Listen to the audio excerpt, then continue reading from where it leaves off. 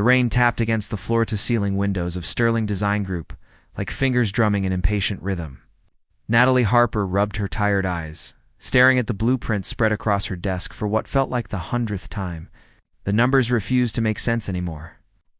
Her coffee had gone cold hours ago. The office around her sat empty and silent, except for the hum of the heating system. She had been working on the Riverside Plaza project for 3 months straight. Every detail mattered because this was her chance to prove herself. After leaving Boston and the wreckage of her previous job, she needed this position at Sterling Design Group to work out. She needed to rebuild not just her career but her belief that hard work actually meant something.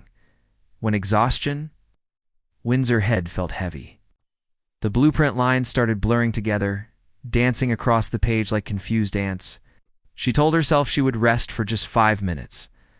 Natalie folded her arms on the desk and lowered her head. The warmth of her own breath against her sleeve felt comforting. Just 5 minutes, she thought again. Sleep claimed her faster than she expected. Her breathing slowed and deepened. The storm outside continued its gentle percussion against the glass. The office lights dimmed automatically, sensing no movement. Time passed in that strange way it does when consciousness slips away. Unmarked and unmeasured. The sound of footsteps. Owen Sterling stepped out of the executive conference room at 3:30 in the morning. His tie hung loose, his usually perfect hair slightly disheveled. He had spent 14 hours reviewing contracts for the firm's expansion into commercial real estate. Numbers and legal terms still swirled in his mind. He was heading toward the elevator when he noticed a faint glow coming from the architecture division. His first thought was that someone had left their computer on. But as he walked closer, he saw her. A young woman slumped over her desk, breathing softly in sleep. Papers surrounded her like fallen leaves. Her laptop screen cast a pale blue light across her face. Owen paused at the doorway. He recognized her as the new hire from the Boston office. Natalie something. Harper? That was it. His assistant had mentioned she was talented but quiet. The kind who arrived early and left late? A moment of recognition. He stood there longer than he intended, watching the rise and fall of her shoulders. There was something vulnerable about seeing someone this way, unguarded and exhausted. It reminded him of his sister before she died. Claire had worked herself to the bone for a company that valued profit over people. When the building collapsed due to cost-cutting measures on safety inspections, she had been inside. That was 5 years ago. 5 years of building his own firm with one promise: no one would be treated as disposable, not on his watch. Owen noticed the pages scattered around Natalie's workspace. Calculations for load-bearing structures. Revisions marked in red ink. A crumpled energy bar wrapper. She had been here for hours, maybe all night. The dedication impressed him, but it also worried him. This was exactly how Claire had lived those final months. The jacket and the whispered his coat hung on a nearby rack. Without overthinking it, Owen took the jacket and walked over quietly. He draped it gently across her shoulders. The fabric settled around her like a whisper. She stirred slightly, but did not wake. He should have left then. Should have walked away and let her rest. But something made him pause. Maybe it was the notebook beside her hand with words scribbled on the cover. "You are stronger than you think." Maybe it was the way her fingers curled slightly, as if even in sleep she was holding on to something precious. Owen leaned down, his voice barely above a breath. No one should have to prove their worth by sacrificing their peace. The words came from somewhere deep, a place he rarely visited. He straightened immediately, realizing what he had done. Speaking aloud to a sleeping employee crossed every professional boundary he had carefully maintained. The awakening Elise's eyes fluttered open. For a moment, she seemed lost, unsure where she was. Then her gaze focused and found him standing there. Her eyes widened. Owen Sterling, the CEO, the man whose name was etched in silver on the building's entrance. The person everyone spoke about with a mixture of respect and caution. She sat up quickly, his jacket slipping from her shoulders. Her cheeks flushed deep red. "I'm so sorry. I didn't mean to fall asleep. I was just reviewing the calculations and It's fine," Owen said, his voice returning to its usual controlled tone. But something in his eyes remained soft, almost kind. You were working late. Natalie scrambled to gather her papers, mortified.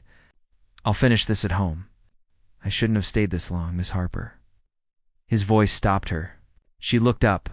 How long have you been here today? She hesitated. Since 7 this morning? That's nearly 20 hours. He frowned slightly. That's not sustainable. I just wanted to make sure everything was perfect, she said quietly. This project matters. The unexpected connection. I studied her for a moment. He saw something in her expression that he recognized. Fear masked his dedication. The terror of not being good enough. Of losing everything again. Perfect is a dangerous goal, he said softly. It makes us forget that we're human first. Natalie blinked, surprised by his words. They did not sound like something a CEO would say. They sounded personal. Real. Thank you for the jacket, she managed. He nodded. Go home, Miss Harper. The work will still be here tomorrow, but you need to rest. As he turned to leave, he paused at the doorway. And Miss Harper? Your calculations were correct. I saw them before you fell asleep. You have good instincts.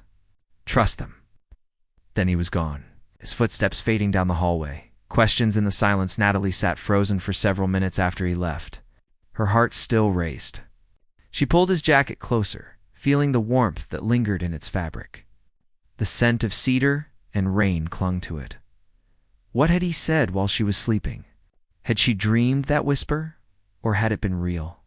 And why had his words about proving her worth struck so deep? How could he have known that was exactly what she had been trying to do ever since Victor betrayed her? Outside, the rain began to ease. The city lights reflected off wet streets below, creating rivers of gold and white. Natalie gathered her things slowly, carefully folding Owen's jacket. She would return it tomorrow. But tonight, she held it close as she rode the elevator down. Something had shifted in those few moments. Something she could not quite name. It felt like recognition. Like two people who had lived through similar storms, suddenly realizing they were not standing in the rain alone. The night guard nodded at her as she left the building. The cold air hit her face, sharp and clarifying. Natalie looked up at the tower of glass and steel behind her. Somewhere up there, Owen Sterling was probably still working. Still carrying whatever weight made him wander empty hallways at 3 in the morning. She did not know his story yet. But somehow, in that brief encounter, she felt like she had glimpsed the person beneath the title. And it made her want to understand more. Natalie arrived at the office earlier than usual, carrying Owen's jacket in a clean garment bag. The morning sun painted the lobby in shades of amber and gold. She felt nervous in a way she had not experienced since her first day. The encounter from last night played in her mind like a song on repeat. His words, his unexpected gentleness, the way he had looked at her as if he understood something she'd never spoken aloud. She took the elevator to the executive floor, her heart beating faster with each passing level. The reception area was elegant and intimidating, all marble and modern art. The assistant at the desk looked up with a polite but distant smile. I need to return something to Mr. Sterling, Natalie said. Holding up the garment bag, the assistant's expression shifted to something resembling curiosity. I can take that for you. I prefer to return it personally if that's possible. Before the assistant could respond, a familiar voice spoke from behind. Miss Harper. Natalie turned. Owen stood near the elevator she had just exited, holding a leather portfolio and a coffee cup. He wore a different suit today, charcoal gray but the same careful composure. Yet when their eyes met, something flickered in his expression. Recognition, maybe even relief. I have your jacket, she said quickly, lifting the bag slightly. He glanced at his assistant. Hold my calls for 10 minutes. Then to Natalie. Please, come in. Inside the glass office's office was exactly what she expected, and nothing like it at the same time. Yes, there were the floor-to-ceiling windows overlooking the city. Yes, there was the massive desk made of dark wood and steel. But there were also photographs on the shelves. Books about architecture and design. A small plant struggling to survive in the filtered sunlight. Details that made the space feel lived in rather than just occupied. You didn't have to bring it yourself, Owen said as she handed him the garment bag. But thank you. I wanted to thank you properly, Natalie replied. For last night, for not being angry that I fell asleep at my desk. He set the bag aside and gestured toward the sitting area near the windows. 2 chairs faced each other across a low table. It felt less formal than his desk. I'm not in the habit of punishing people for working too hard. If anything, I should apologize for not noticing sooner how many hours you've been putting in. They sat down. The city stretched out below them, alive and moving. Natalie folded her hands in her lap, unsure what to say next. Can I ask you something? Owen's voice was careful, measured. Why did you leave your previous firm in Boston? The question caught her off guard. Her stomach tightened. It's in my file. The official reason is, he agreed, restructuring. But I've been doing this long enough to know that's usually code for something else. The weight of old wounds. Natalie looked down at her hands. She had not told anyone the full story, not even during her interview. But something about the way Owen asked, the genuine interest in his tone, made the walls she had built feel suddenly transparent. I trusted the wrong person, she said quietly. His name was Victor Chen. We worked together for 3 years. We were partners in every sense, professional and personal. She paused, gathering courage. I designed a sustainable housing complex. Spent 18 months on it, poured everything I had into making it revolutionary and affordable. When it came time to present to the investors, Victor took the plans and presented them as his own work. Owen's expression Darkened, but he said nothing, letting her continue. Confronted him. He told me I was being emotional, that in the real world, credit goes to whoever presents the strongest case. The firm sided with him. I was offered a severance package and a non-disclosure agreement. Her voice cracked slightly. So I signed it. Took the money. Left Boston. Started over here. I'm sorry that happened to you, Owen said. His words were simple but carried genuine weight. That kind of betrayal changes how you see the world. She looked up at him, surprised by his understanding. It made me realize that trust is just another word for vulnerability. And vulnerability gets you destroyed. Shared Scar Zone stood and walked to the window, his back to her. For a long moment, he was silent. When he spoke, his voice was different. Lower, more personal. 5 years ago, my sister Claire died in a building collapse. He did not turn around. She was a project manager for a development company. They cut corners on safety inspections to save money. When the structure failed, 17 people were inside. Claire was one of 6 who didn't make it out. Natalie's breath caught. Owen, I'm so sorry. The company buried the evidence. Paid off inspectors. Settled with families quietly. Claire's death became a line item in a legal budget, his hands clenched at his sides. That's when I decided to start my own firm. I wanted to build something where people mattered more than profit margins, where no one would be sacrificed for quarterly earnings. He turned back to face her. His eyes held a sadness that made him look older. So when I see someone working themselves to exhaustion, trying to prove their worth through sheer force of will, I recognize it. Because that's exactly what Claire did before she died. The air between them felt heavy with shared grief. 2 people carrying wounds that never quite healed. Is that why you said what you said last night? Natalie asked softly. About not having to prove my worth? Owen nodded. You remind me of her. That same determination. That same fear hiding underneath. The discovery Natalie wanted to say more, to ask more, but Owen's phone buzzed. He glanced at it and frowned. I have a board meeting in 5 minutes. But Miss Harper, I meant what I said. Your work is excellent. You don't need to kill yourself to prove that. She stood to leave, then hesitated. Actually, there's something I wanted to ask you about. It's regarding the Riverside Plaza project. His attention sharpened. Go on. Some of the structural calculations don't match the Tsilao orders. The steel specifications in the blueprint call for grade 50, but the purchase orders show grade 40. It's a small difference, but for a building that size, it could be significant. Owen's expression changed. The warmth disappeared, replaced by focused intensity. Are you certain? I triple-checked last night before I fell asleep. That's why I was there so late. pulled out his phone again, typing rapidly. Send me everything you found. Every document, every calculation. Is something wrong? I don't know yet, he said. But if you're right, we need to find out before construction begins next month. He looked at her directly. This stays between us for now. Can I trust you with that? The question felt weighted with more than professional confidence. It felt like a test. Like an offering, yes, Natalie said. You can trust me. An unwelcome return that afternoon.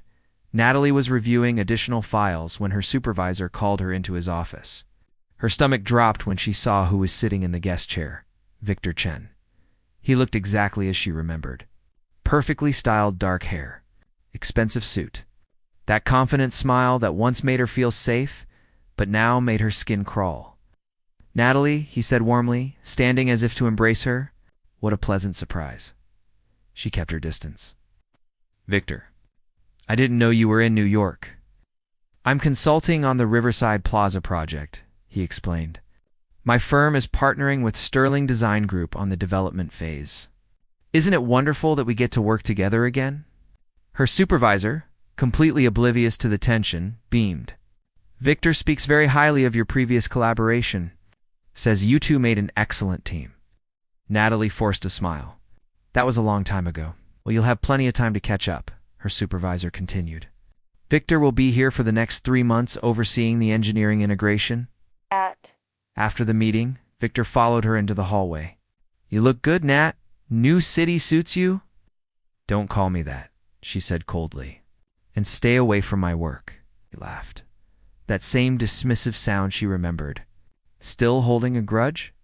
I thought you'd be over that by now. It was just business. It was theft. It was survival, he corrected. And if you had been smarter, you would have done the same thing. The world doesn't reward nice people, Natalie. It rewards winners. She walked away before she said something she would regret. But her hands shook. Seeing him again brought back every feeling she had tried to bury. The betrayal. The humiliation. The crushing realization that the person she loved had never really seen her as anything more than a stepping stone. A late-night alliance that evening. Natalie stayed late again, this time intentionally. She needed to review the documents Owen had requested, and she needed to do it away from Victor's presence. Around 9 o'clock, there was a knock on her doorframe. Owen stood there, holding 2 cups of coffee. Thought you might need this. She accepted gratefully. How did you know I'd still be here? Because I'm still here, he said simply. And because I had a feeling you'd want to dig deeper into those discrepancies. They spread the documents across the conference table in her office. For hours, they worked side by side, tracing paper trails and comparing specifications. Owen was different in this setting. Less CEO, more colleague. He asked good questions, challenged her assumptions in ways that made her think harder. There, Natalie said finally, pointing to a procurement form. This was approved by someone outside our firm. The signature authorization comes from Titan Construction Group.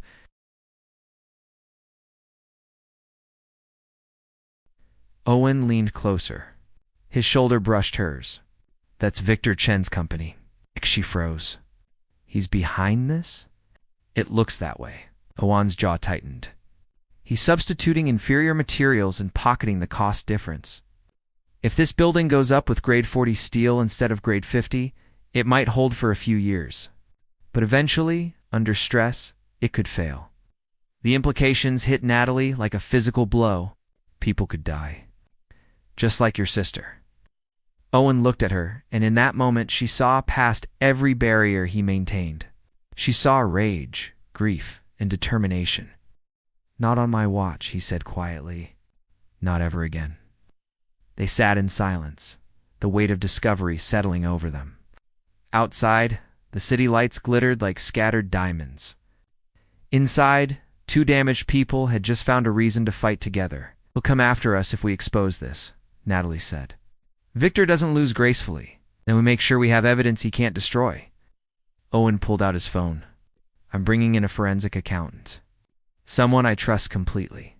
We'll build a case so airtight that even his lawyers can't break it. Ali nodded.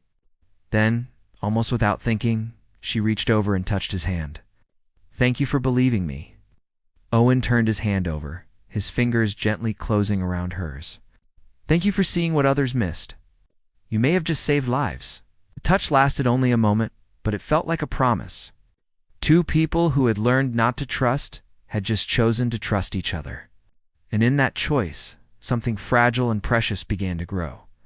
The following week moved like a chess game played in shadows.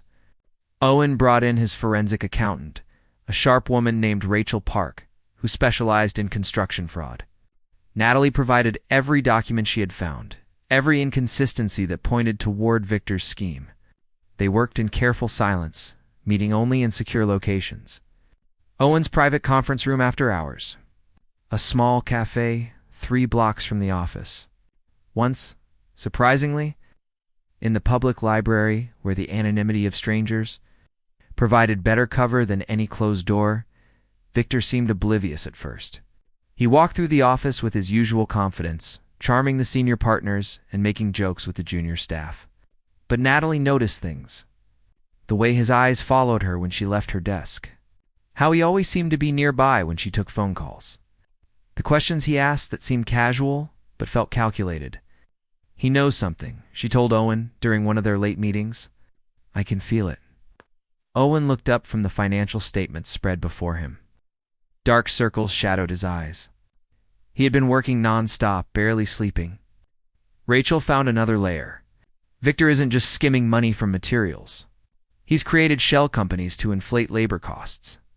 The fraud goes deeper than we thought. Natalie's stomach turned. How much are we talking about? Nearly $8 million. Spread across 4 projects, not just Riverside Plaza. Owen rubbed his face tiredly. If we go public with this, it won't just destroy Victor. It could damage Sterling Design Group's reputation. Investors will question our oversight. Clients will wonder if they can trust us. Hey, so what do you want to do? She asked quietly. He met her gaze. In the dim light of the conference room, his features looked carved from stone and exhaustion. "I want to do what's right, even if it costs me everything I built." The threats days later, Natalie found an envelope on her desk. No name, no return address. Just a plain manila envelope that somehow felt dangerous before she even opened it. Inside were photographs. Pictures of her apartment building. Her morning coffee shop. The route she walked to the subway. And underneath a single typed note. "Some truths are better left buried. Remember Boston?" Her hands trembled as she stared at the images. Victor was watching her, tracking her movements, making sure she understood that he could reach her anywhere. She went straight to Owen's office, not caring who saw. His assistant tried to stop her, but Natalie pushed past. Owen was on a conference call, but when he saw her face, he ended it immediately. What happened? She handed him the envelope, watched his expression darken as he looked through the contents. When he finished, he stood and locked his office door. Then he pulled out his phone and made a call. "I need private security. 2 officers. Starting today." He gave Natalie's address. "Yes, I understand the cost." "Do it anyway." "Owen, you don't have to," she protested. "Yes, I do." His voice was firm. "Victor just made this personal. He threatened you because of work you did for me. That makes you my responsibility." "Not your responsibility," she said, frustrated. "I knew the risks when I brought this to you." "Maybe not legally," Owen replied. "But I won't let anyone else get hurt because of corporate corruption. Not again. Not you." The intensity in his voice silenced her arguments. She saw it clearly then. This was not just about the fraud anymore. For Owen, this had become about redemption. About saving someone when he had failed to save his sister. The weight of that realization made her chest ache. "Okay," she said softly. "Thank you." He exhaled, some of the tension leaving his shoulders. "We're close to having everything we need. Rachel thinks we can present to the authorities by the end of next week. Just hold on a little longer." The night everything changed, Friday came with an unusual warmth for early spring. The city felt restless, charged with energy that had nowhere to go. Natalie worked late again, finalizing the last documents Rachel needed. Owen had left an hour earlier for a dinner meeting with potential investors. The office was mostly empty, just the cleaning crew making their rounds and a few workaholics in distant departments. She was preparing to leave when her computer screen flickered, then went black. When it came back on, every file she had been working on was gone, deleted. She frantically tried to recover them. But the backup drives showed the same thing. Empty folders where critical evidence had been stored. Her phone rang. Unknown number? Hello? Did you really think I wouldn't notice? Victor's voice was cold, stripped of all pretense. I've been monitoring your activity for days. Every file you accessed, every document you copied. Did you think I was stupid? Victor, what did you do?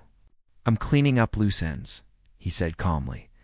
Right now, a very sophisticated virus is spreading through Sterling's server system. By morning, every piece of evidence you collected will be gone.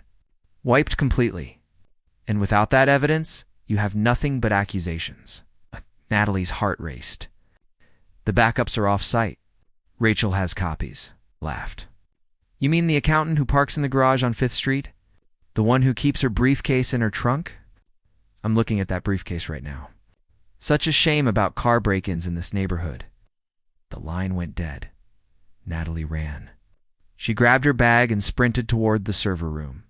If Victor had planted a virus, it would be running from there. The main servers held redundant copies that fed to the backup systems. If she could shut them down before the wipe completed, they might save something. The hallway lights seemed too bright, her footsteps too loud against the polished floor. She reached the server room and swiped her access card. The door clicked open. Inside, the temperature was cool, the air humming with electronic life. Rows of black towers blinked with tiny lights like a mechanical forest. She found the main terminal and started typing commands. The virus was elegant and vicious, designed to look like a system update while it destroyed everything. She could slow it down but not stop it. Not alone. Not fast enough, she called Owen. He answered on the first ring. Victor planted a virus. He's destroying all the evidence. I'm in the server room trying to stop it, but I need help. I'm 20 minutes away, Owen said. She could hear car sounds, the rush of movement. Can you hold it that long? I don't know. Owen, he threatened Rachel too. He broke into her car. I'll call her. Just focus on the servers. I'm coming. Natalie worked frantically, isolating sections of the system and manually copying files to external drives. Sweat beaded on her forehead despite the cool air. The virus was faster than she expected, adapting to her countermeasures. She managed to save about 40% of the financial data before it locked her out completely. Then she smelled smoke. Into the fire at first, she thought she imagined it. But the scent grew stronger, acrid and chemical. She looked up and saw gray wisps curling from a ventilation grate. The fire alarm should have triggered, but nothing happened. Just eerie silence and the growing smell of burning plastic. Natalie ran to the door and pulled. It would not open. She tried her access card again. The reader flashed red, denied. She pounded on the reinforced glass. Help. Someone help. Fire. But the floor was empty. The cleaning crew had moved to another section. Her phone showed no signal inside the shielded server room. She was trapped. The smoke thickened quickly. Flames became visible through the grate, small at first but spreading. The sprinkler system should have activated, but like the alarms, it stayed silent. Victor had not just planned to destroy data. He had planned to destroy witnesses. Natalie dropped to the floor where the air was clearer. Her mind raced through options. The emergency ventilation panel. If she could reach it, she could trigger a manual override that would unlock the doors. But it was mounted near the ceiling, and the smoke was already making her eyes water. She pulled off her jacket, wrapped it around her face, and climbed onto one of the server racks. Her fingers found the panel and yanked it open. Inside was a red lever. She pulled with all her strength. Nothing happened. No, she gasped. The override had been disabled too. Victor had thought of everything. The heat was becoming unbearable. Flames spread across the ceiling tiles, dropping burning debris. One piece landed on her arm. She cried out, brushing it away. The pain was sharp and immediate. Through the thickening smoke, she saw movement beyond the glass. A figure. Then the sound of something heavy slamming against the door. Once, twice, 3 times.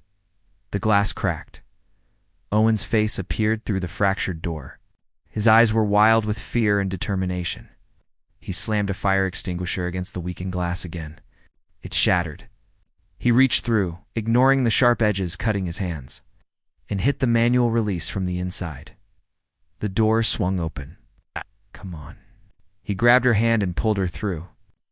Behind them, the server room erupted as the fire reached electrical panels. The explosion threw them forward.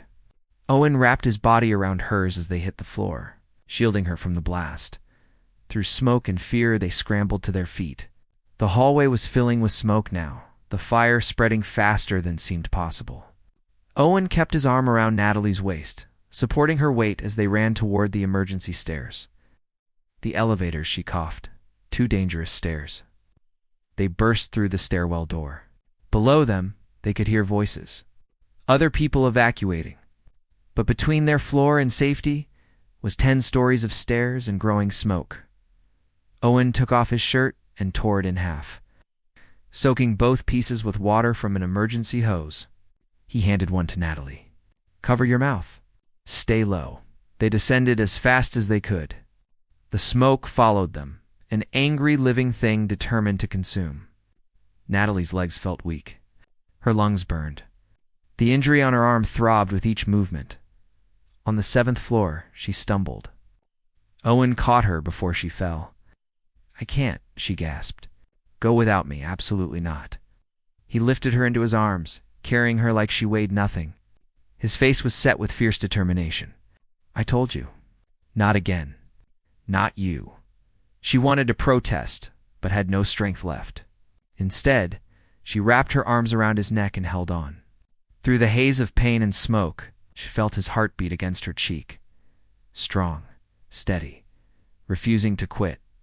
They emerged into the lobby, where firefighters were rushing in. Paramedics swarmed immediately, separating them. Natalie tried to keep sight of Owen, but hands guided her to an ambulance. Oxygen mask.